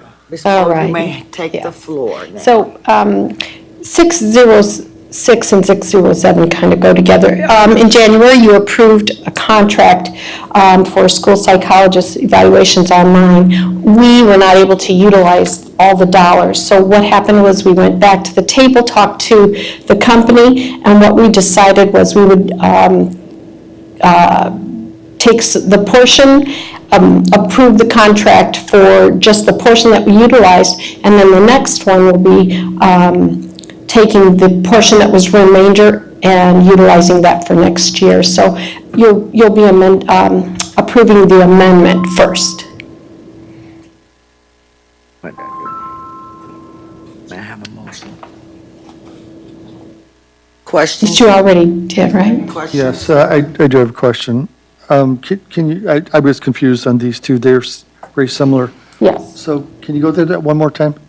Yeah, so what happened, we contracted with this company to help us with some virtual evaluations. And the amount was for a very large amount. We weren't able to utilize that. So I went back to them and asked them to please amend it so that we could utilize the remainder of this year's dollars into next year's school year. And so that's why you have the amendment for last year's contract, and then a new one for next year's, utilizing the remainder of the dollars instead of losing those dollars, and they agreed. So saving the district and utilizing those dollars for next year with the same contractors. So the second one's for 62,000? Yes, and usually a school psychologist costs, in upwards of 70s. So what happened is they gave us a couple contractors, and we still didn't use the dollars, and so we're utilizing those dollars for next year. And Mr. Snow, you reviewed the contract, I believe. I did, and on this one, Ms. Poole, I apologize, because I'm going to be a little bit of a rock in your shoe tonight, I apologize. As we look at these two agenda items, 606 and 607, I did look at 606. There is clear language in there that it doesn't change or modify the terms of the contract that was in place. It's essentially just adjusting the not-to-exceed amount, and it's bringing it Right. down. So that's a good thing. On 6.07, basically what we appear to have is a list of kind of prices, costs for service orders, but beyond that, I need a little bit of assurance that when they make reference on the last page to parties agreeing to be bound by the terms of the master service agreement, I'm not clear from this document if that's what we were operating under last year, if there's any changes to it, and I did not get a copy of the master service agreement that goes along with this to review. So some of the fault on this and some of the other agenda items relating to special education is mine for my lack of familiarity with jumping on board docs earlier last week.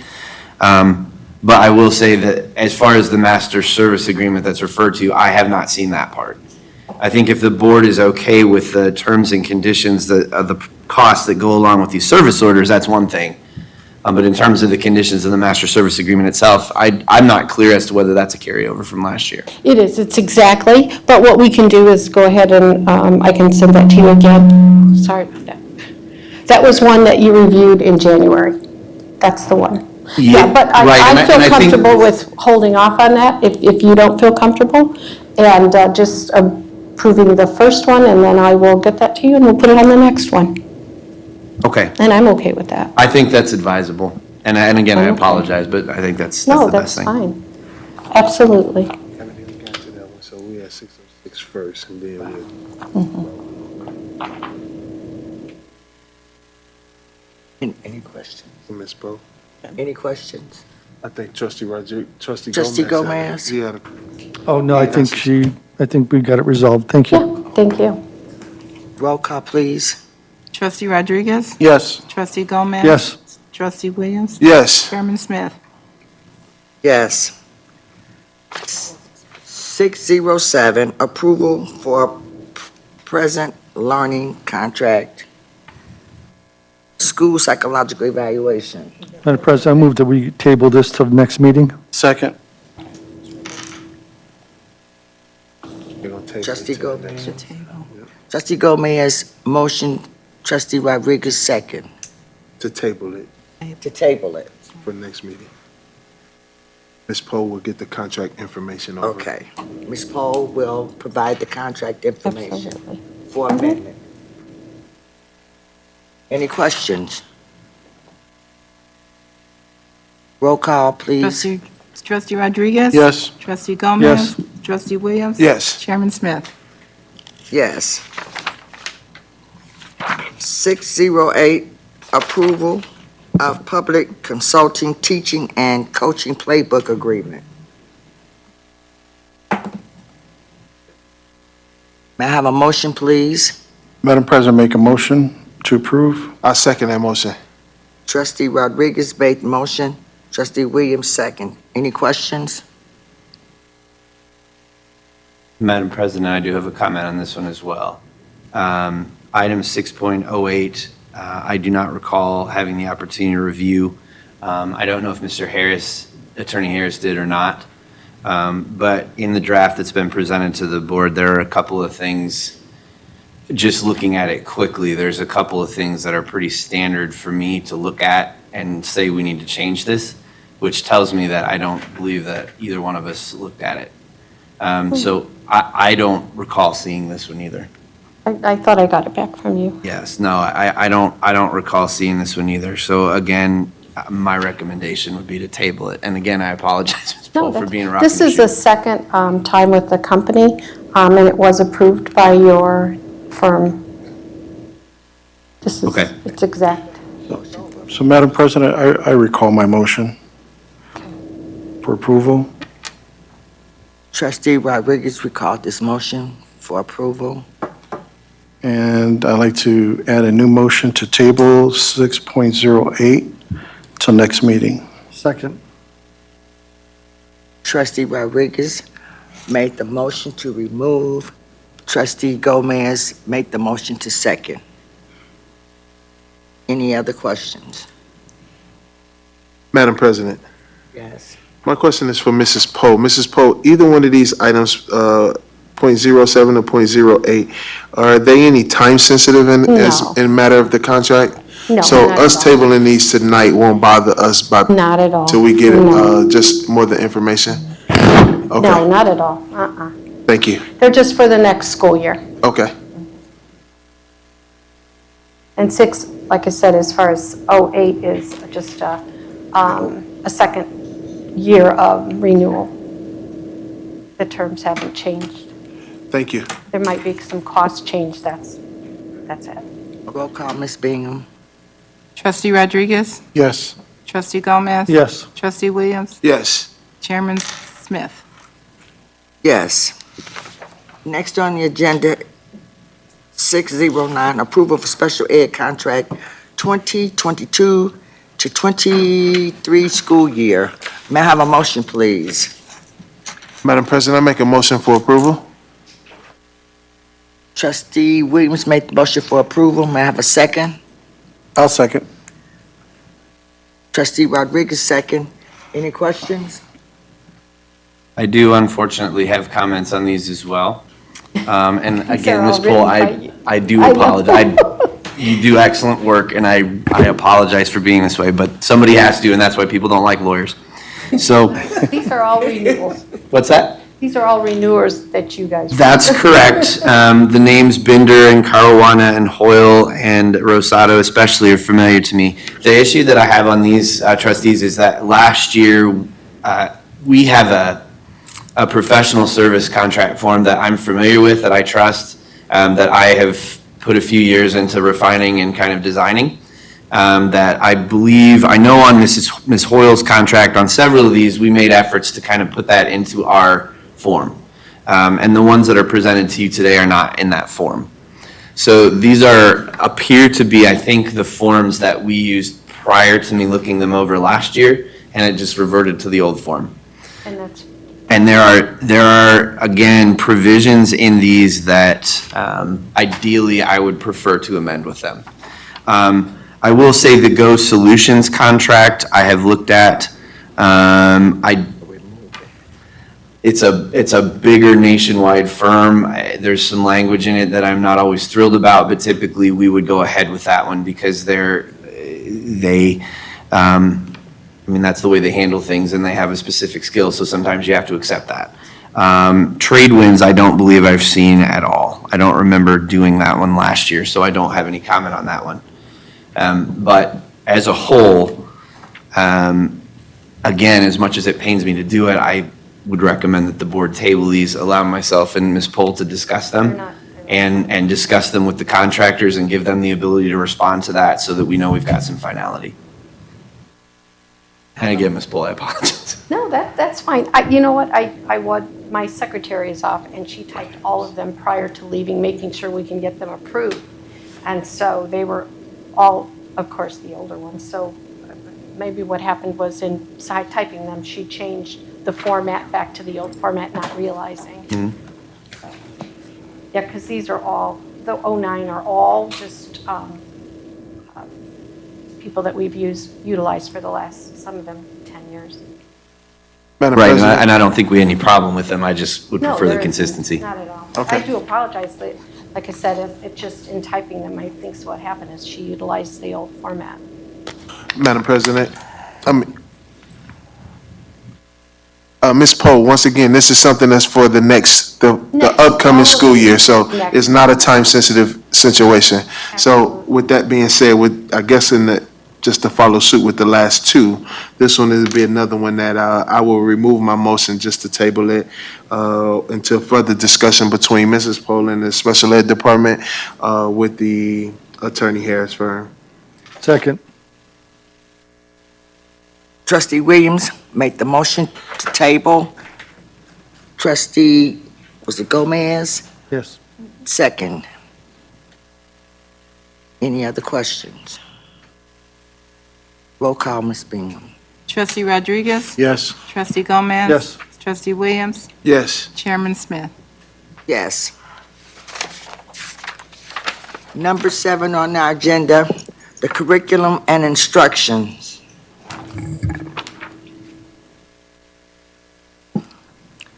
This is actually going to be presented by Mrs.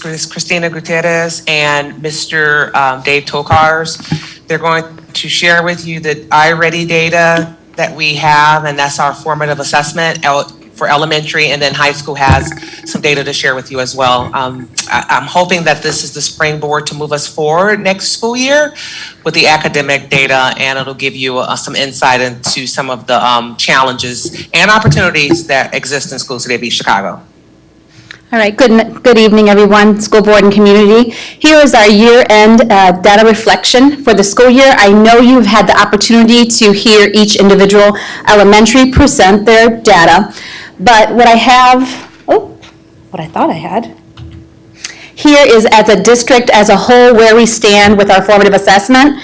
Here is the iReady BOY beginning of the year in comparison to our end of year as a district. iReady is the assessment that is given for students in grades K through 8, and it's an adaptive assessment that helps us identify instructional needs and move forward with them.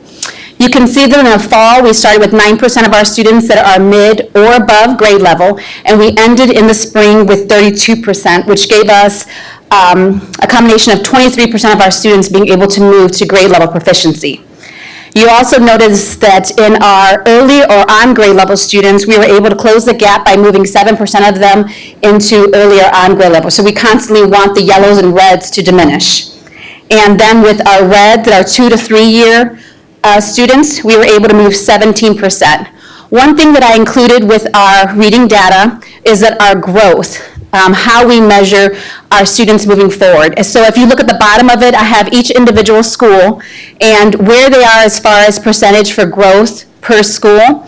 And we have a percentage of met that's typical growth. When the students take the assessment, they're given a growth goal to make throughout the year. So you can see that for each of our buildings, we had every one of them, 50% of the students or higher meet their typical growth. Now, understanding that typical growth moves the kids with their goal, but as a district to close the gap, we are going to be moving more towards the annual stretch growth, which means we're going to be pushing our students towards not just meeting their annual growth, but meeting their stretch growth. And so we do have that data for our buildings, and I'm proud to say Lincoln did a great job of having 35% of their students meet their stretch growth. With math, we have the same data, starting in the fall with 4%. We were able to move 19 more % of our students to mid or above grade level. Once again, moving 3% of our students in the yellow, and then also moving 23% of our students in grades 2 to 3. Once again, I provided for you the typical growth data. So right away, as we look at it, you'll notice that in our previous slide, reading, we had 100% of our schools meet the median of typical growth. In math, we're not there yet. So we do have some work to do with math, which is really good because we are adopting Reveal Math that has a lot of instructional supports for our teachers with technology, with manipulatives, and with creating assessments. We've also worked with our math teams, coming and doing our mapping, making sure that we have the IDOE, the Department of Education, tasks to make sure they're rigorous enough for instruction. So once again, you can see we're not exactly where we want to be in math, but I am excited for the new decisions that the teachers and the administration are making with moving towards Reveal.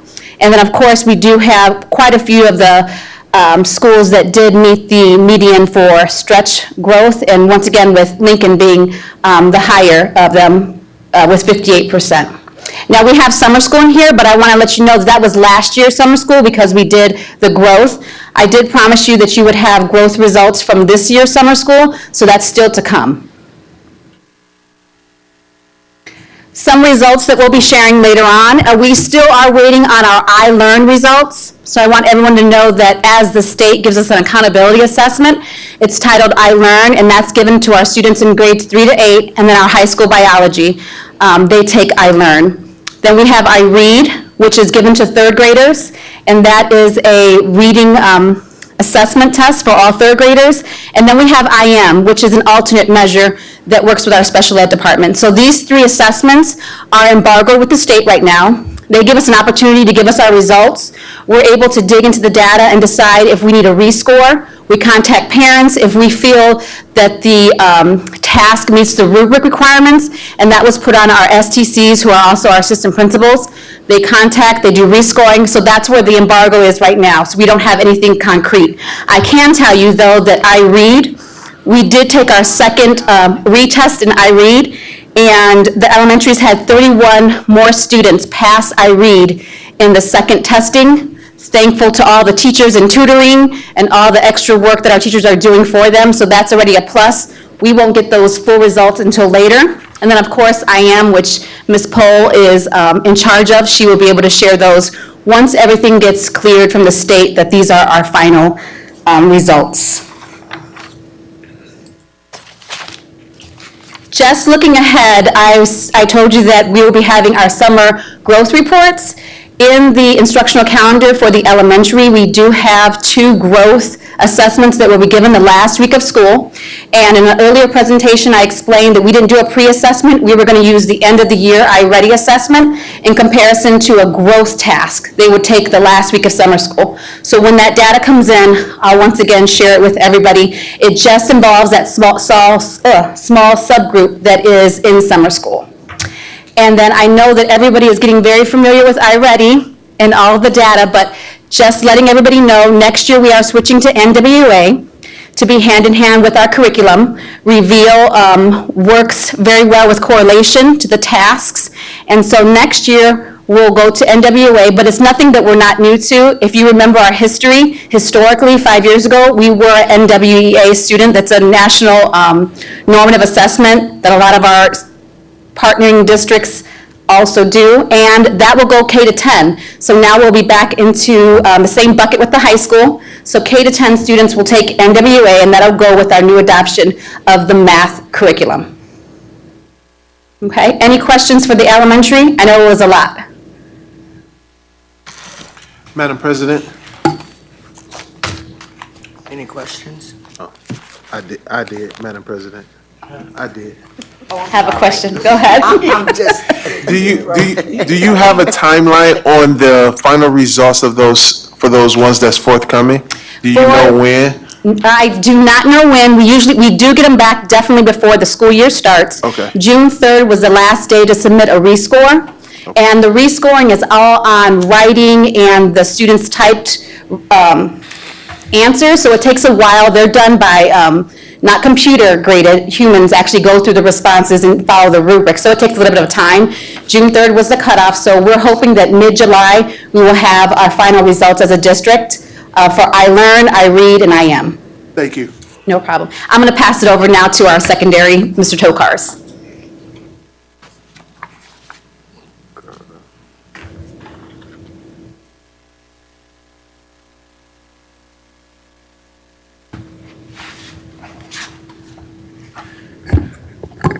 So good evening, school board members, Ms. Simmons, Dr. Finley, community members. My name is Dave Tokars. I'm the instructional leader at the high school.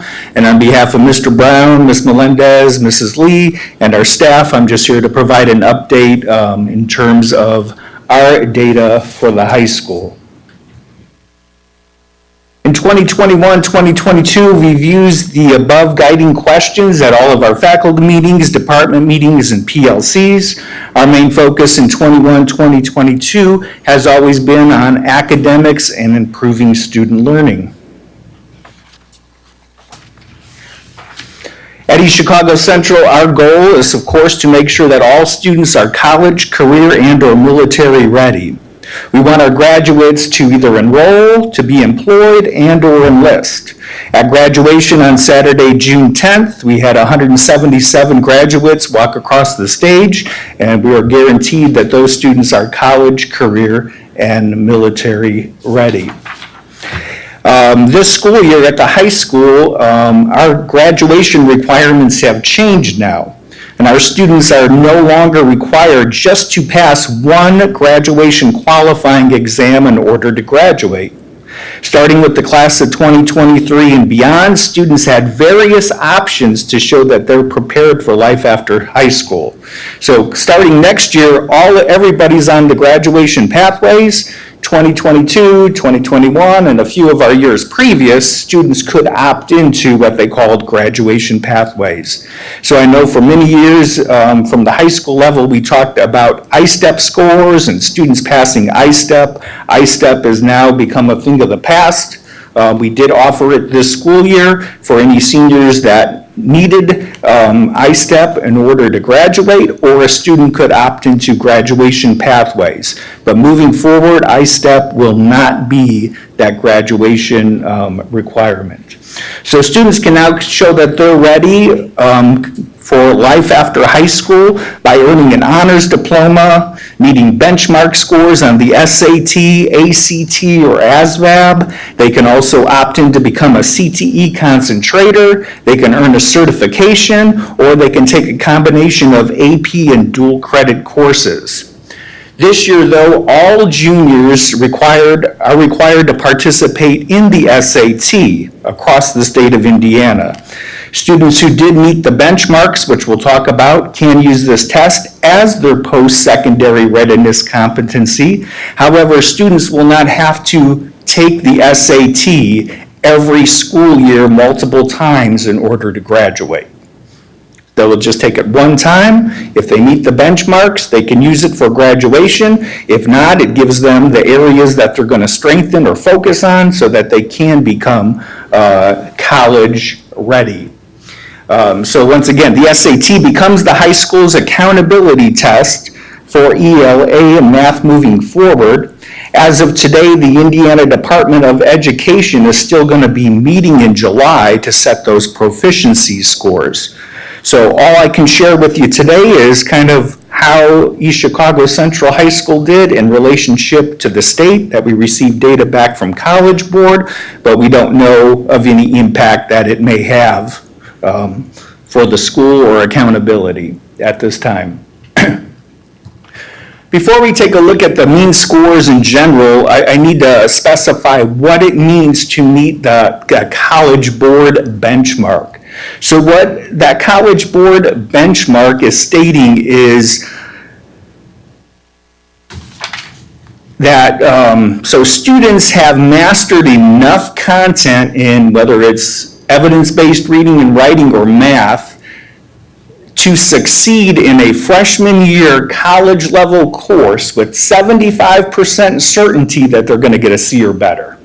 So that's what meeting a College Board SAT benchmark means, is that they're kind of guaranteeing that if that student were to take that freshman level course as a freshman in college, that 75% of the time they would get a C or better. So we have to keep that in mind as we look through our scores here. Central, our mean score was an 846, 962 was the one at the state. We had roughly 198 juniors participate this spring. Of course, you can see the state score. Meeting both benchmarks, so there's two main components of the test. There's the evidence-based reading and writing and the math. We had 7% of our students. That comes out to about 14 right now. The state had 28% meeting both benchmarks out of the 71,000. In terms of the evidence-based reading and writing, we had 22% of our juniors meet that benchmark, which is about 43 of our students. The state had 49%. Math was a struggle, not just for us, but across the state. We had 8% of our students meeting that benchmark, which is about 15 students. 30% of the state met that benchmark in math. Meeting none, right now we have about 77% of our juniors did not meet either one of the two, and 48% for the state. So if we kind of just dive in a little bit more into that evidence-based reading and writing, at Central, once again, we said we had about 43% who met our goal, and we had another 9% who are approaching, and then of course we have 69% of our students who need to strengthen that evidence-based reading and writing. Once again, in order to be successful, earning that C or better in that college level course. So evidence-based reading and writing, of course, is going to remain a focus for us at the high school in 2023.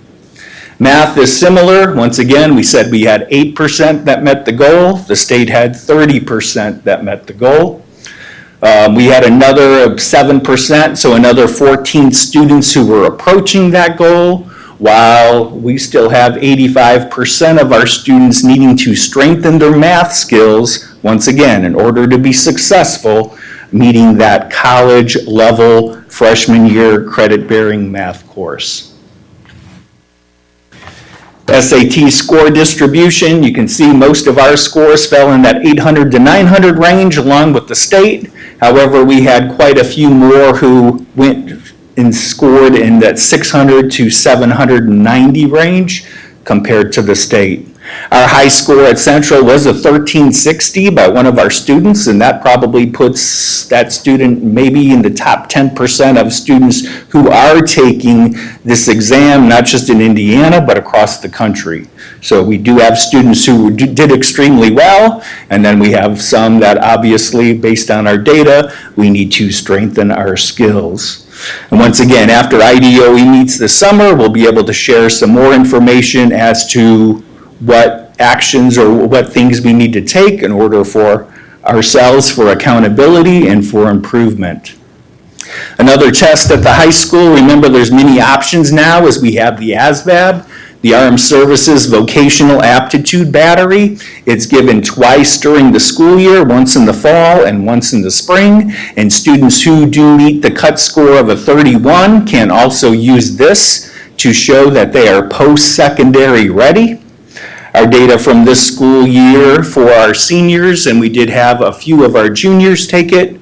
We did have 146 in the fall take the test, 54 passed, so we had about a 37% pass rate. Remember, this year on seniors, we had seniors who passed I-STEP and were on I-STEP, and we had seniors who are on the graduation pathways.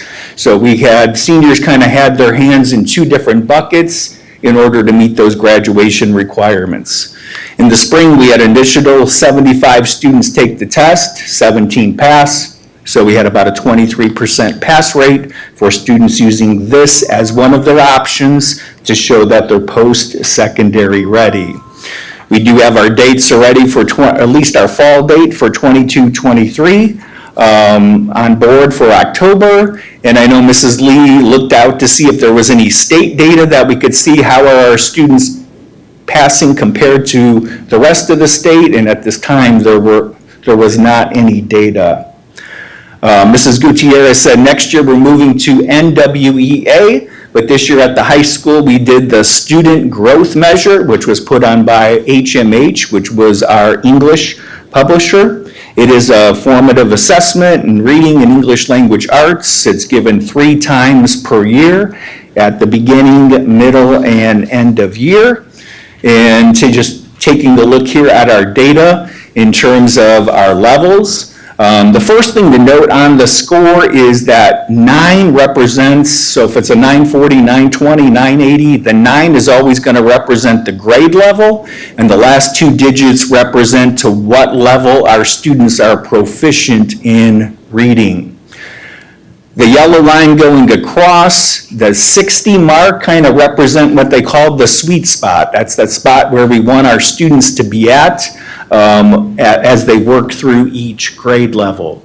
So 9th grade, on average, they were able to push up their average score by about 4 points. Our 10th graders were able to push up their score about 2 points. But where we did show was a lot of growth in reducing the amount of students who were reading below grade level. So in 9th grade at the start of the school year, we had about 63% of our students reading below grade level.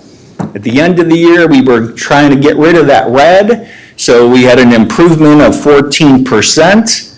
In 10th grade, once again, we had a 19.5% reduction in students that were reading below grade level. All of our teachers and staff are working hard to make sure that literacy is a focus, just not in the English classes, but of course in all of our classes. WIDA access for our English language learners was another test sanctioned by the federal government and the state. That's for our English language learner students. Students are tested in listening, reading, writing, and speaking, and they get a score of anywhere from 1 to 5. So if we look at our data from this year, 2021, 2022, we had 12 who were just level 1 entering, 28 emerging, 60 developing, 17 expanding, and we did have 3 of our students this year who did get a 5 or better, so they no longer have to participate in the WIDA access. Mrs. Hernandez sent the data stating that most of our students showed growth on the WIDA access this year. Most of our students end up in the 3, and they have a hard time transitioning to 4 to 5 because that's where that academic literacy comes into play. They're able to function and do well and kind of manage their daily activities, but they need additional help and additional assistance to gain the academic literacy in which the test is measuring. College Board PSAT, this is another test given at the high school each year. It is usually given in the fall. And I just have the data for our 10th grade, just to kind of show kind of where we're heading to in 22-23. So we did have 235 of our 10th graders participate this year. We had 30%, so the number in black represents our 10th grade students. The numbers in blue, if you remember, they represented our SAT scores, meeting those benchmarks when we first started. So our 10th graders, when they took the PSAT, 30% of those, our 10th graders, were meeting the mark.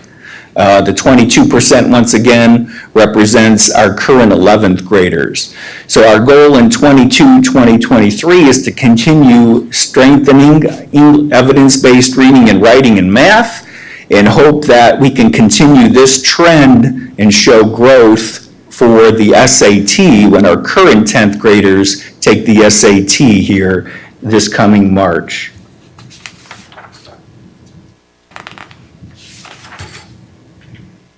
Another examination that is new for 2022 in the state of Indiana is the naturalization exam. This requires all schools to administer a naturalization examination to our students who are taking government, and then not only report the results to the state, but we also have to post our results on our website. So they are there currently. And our data from the school year shows that 2022, we had 139 of our seniors participate in the exam. 133 of them passed. So we had a pass rate of 95.6% on the naturalization examination. It is an oral test given to students by the teacher, in which students record their answers. A pass rate represents passing with 60% or better on that exam. So our social studies department and government teachers took the lead, and they did a great job this year with our naturalization examination. When we were here in November, we shared with you that we have concurrent enrollment agreements with Purdue, IU, Vincennes, and Ivy Tech. And we just kind of wanted to give you an update because, once again, this is a pathway that students can use in order to show that they are post-secondary ready. And this year's data shows that we had just over 204 college credits earned this school year, and those 204 college credits will result in a little bit over $50,000 of savings to students and their parents and families by taking courses in high school that will count towards college. And actually, we have one of our dual credit instructors with us here in the right here in the building. That's Miss Artis. So thank you to all our dual credit instructors for their hard work and making sure our students have that opportunity to earn dual credit. So on behalf of Mr. Brown, Ms. Melendez, Mrs. Lee, and our entire staff at East Chicago Central High School, just want you to know that we are heading in the right direction, and all of us remain committed to grow and improve. Thank you for your continued support of the high school and our programs, and to make sure that all of our students are college, career, and military ready. Thank you.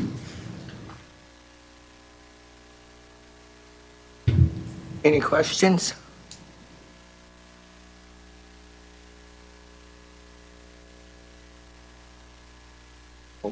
Thank you, Mr. Tokars.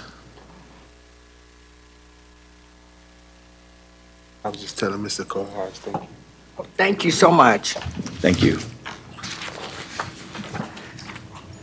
Next on our agenda, superintendent remarks. Well, I just have asked Sylvia Alvarez to do something just to commemorate the year that we've all had together as we're making a shift. I wanted to say thank you to all of the board members, and definitely thank you to all of the staff and the entire school district of East Chicago, and wanted to say to Christina and to Dave personally, thank you, because I know the hardest part about this job is the thing that we come to work to do the most, and that is to make sure that our kids are learning and that they show the success and the progress that they've made towards meeting their academic outcomes. And that's very important. And although it looks as if there are some challenges, and School City of East Chicago is not alone. I want to say that out loud. But I do want to acknowledge that there are opportunities. There are a lot of hardworking people in the district who are committed to making sure that we see through on the mission that is learning for all, whatever it takes. So I wanted to just say, steer the ship, keep working really hard at keeping students at the center of everything that we do. And I know that this will change really soon. We just got to make sure that we just keep the students at the center. And I'm going to turn it over to Ms. Alvarez at this point, just to do a year in review of some of the things that we've had going on this school year. Thank you. Okay, so Dr. Finley asked me to put a PowerPoint. So these are just, we're going from the beginning of the school year.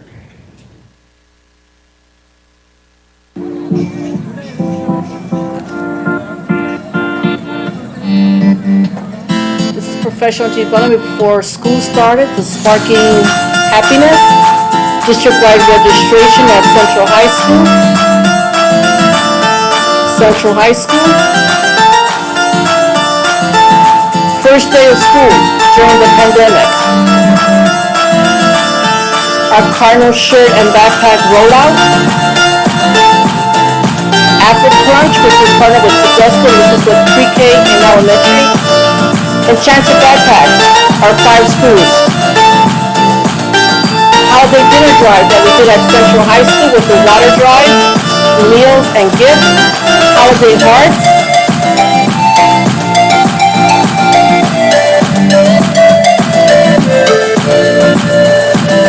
We partnered with the City of Chicago with the toy drive here at the administration building. And this is when we received a huge donation of Lysol wipes. Read Across America at our schools.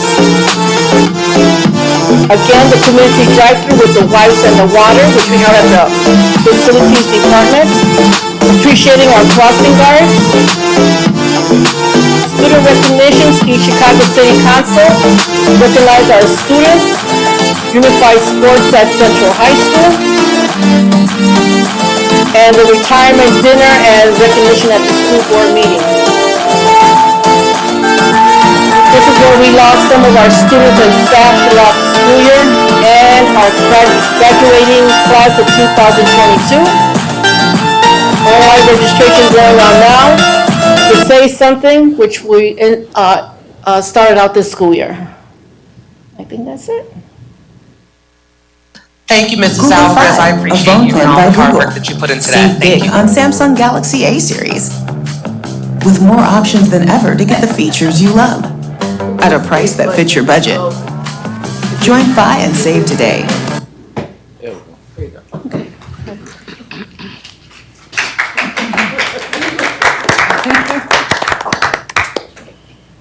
Thank you, Ms. Alvarez.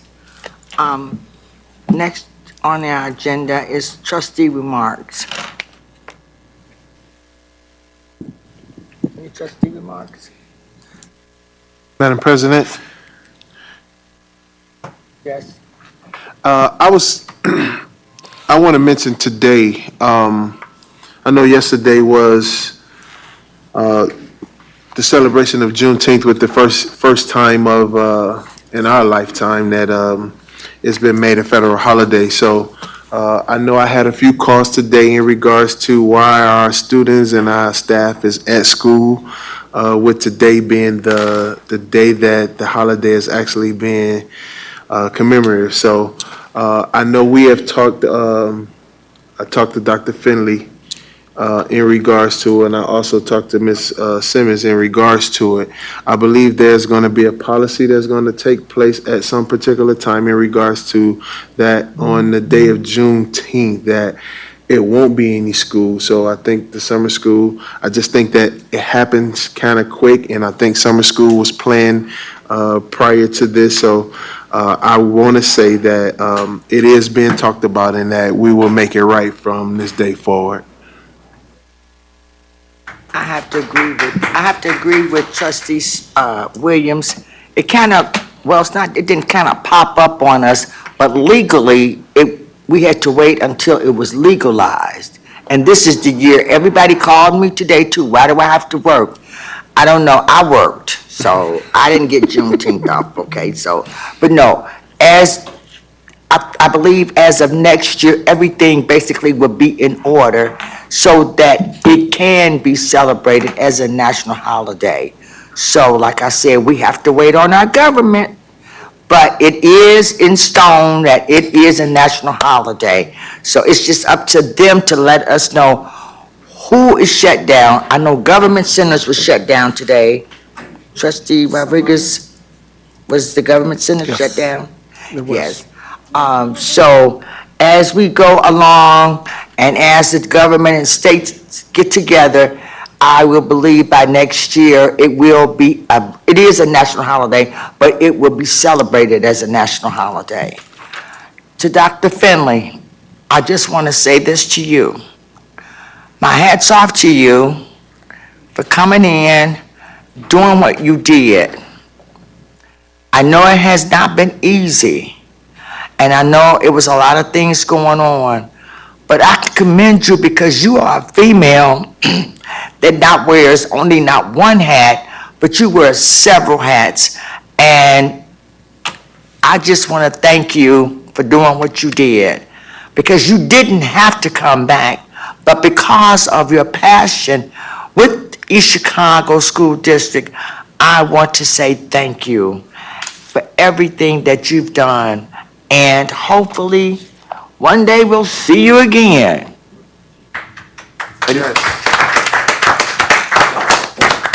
And you are very hardworking, you're very, very dedicated to what you do. So that takes a lot. And you have worn 10 to 12 hats all in one day. And I just want to say thank you. Thank you, Dr. Finley. Any other remarks? Madam President, just as a point of order, policy 4434 addresses holidays, and in there is June 19th. So that was just, we just passed that today on first reading, so Yes. it'll be Yes, official at the next meeting. yes, say yes. Yes. Public forum? Public forum. And now it's public forum. Do we have anyone? No. Well, the next date and time of our meeting will be July the 5th, Tuesday, July 5th. Tuesday, July the 5th, 2022. Man, You want to mention about the special meeting? Madam oh President? yeah, I have to mention about the special meeting. We will have a special meeting, session scheduled for Thursday, June 23rd at 8. Is it Thursday? Yeah, Thursday. Okay. June 23rd, 8 a.m. in the School City of East Chicago Administration Building. The time, like I'm going to repeat, the time is 8 o'clock. That's our next special session, and that's for us to, it's a special meeting. It's public invited. I believe so. And the public will be invited. Look on the website. Pardon me? And it'll be posted tomorrow. And Madam President, that is a 8 a.m. meeting. 8 a.m. 8 a.m. meeting. 8 a.m. She said Yes, 8. Didn't I say 8 a.m.? You said 8. You didn't say 8 a.m. Oh, I'm sorry, not 8 o'clock at night, no, 8 a.m., early in the morning, June 23rd, at the Administration Building. May I have a motion for adjournment? Madam President, I make a motion for adjournment. Second. Trustee Williams made motion for adjournment. Trustee Gomez Rodriguez. Rodriguez, second. Have a happy Juneteenth. Roll call. Roll call. Hello. You got anything for me to sign? Roll call. You got to do a roll call. For adjournment. To adjournment. Before you all leave, excuse me, I did not get roll call. Trustee Rodriguez. Yes. Trustee Gomez. Yes. Trustee Williams. Yes. Chairman Smith. Yes.